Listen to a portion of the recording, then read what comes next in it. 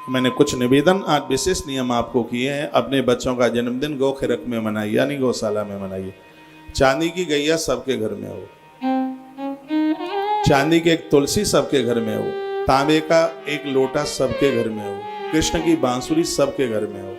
ये वो चीजें जो घर में किसी भी प्रकार का दोष नहीं रहने देती। सुपारी बना सकते हैं, चांदी की बन जाती है, बेलपत्र बना सकते हैं, तुलसी पत्र बना सकते हैं। ये घर में पूजा में होने चाहिए। चरण खड़ाऊ मंदिर में जरूर हो, छोटी छोटी चरण पादुका, ये भगवान के चरण चिन्ह। 3 देवता उस घर को नहीं छोड़ते जिस घर में चरण खड़ाऊ की पूजा होती है। सगरे ऋषि महर्षि सगरे वहां वास करते हैं, उसकी इतनी बड़ी महिमा। ये हमारे प्राणों की रक्षा। भरत बड़े होशियार निकले, इसलिए तो राम जी की खड़ाऊ लेकर के चले गए और 14 साल तक भरत के प्राणों की रक्षा उन चरण खड़ाऊ ने की। आपके घर में संत महापुरुष महात्मा लोग आते हैं, देहली पर ही कहो गुरुदेव को कहो चरण पादुका उतार दो। खड़ाऊं को अपने सर के ऊपर रख करके अपने घर के अंदर लेकर के जाइए। महात्मा की तपस्या तो चरण खड़ाऊं में ही विराजित है जाकर के, उसी में तो उसका प्रभाव है। भरत समझ गए थे, इसलिए सीताराम सरकार की चरण खड़ाऊं लेकर के चले।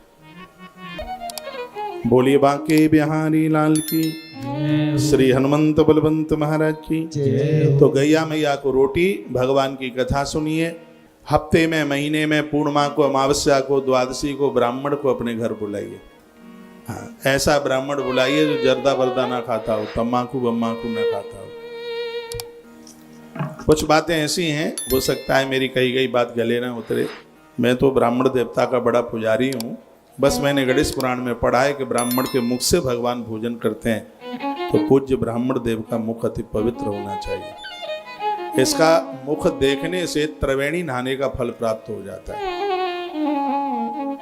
इसका मुख दर्शन करने से, जिस समय उसके मुख से भगवान का नाम निकल रहा हो। उस महापुराण में एक श्लोक है, कोई भी व्यक्ति जाता हुआ और उसने आपको राम राम की,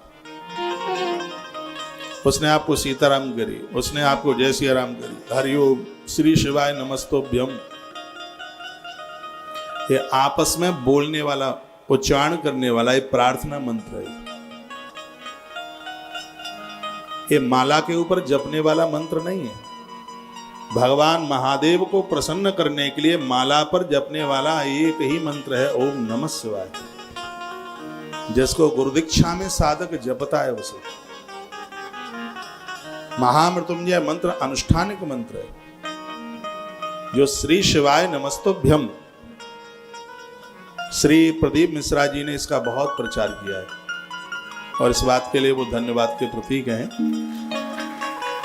और मैंने भी इस मंत्र के ऊपर बहुत जोर दिया है।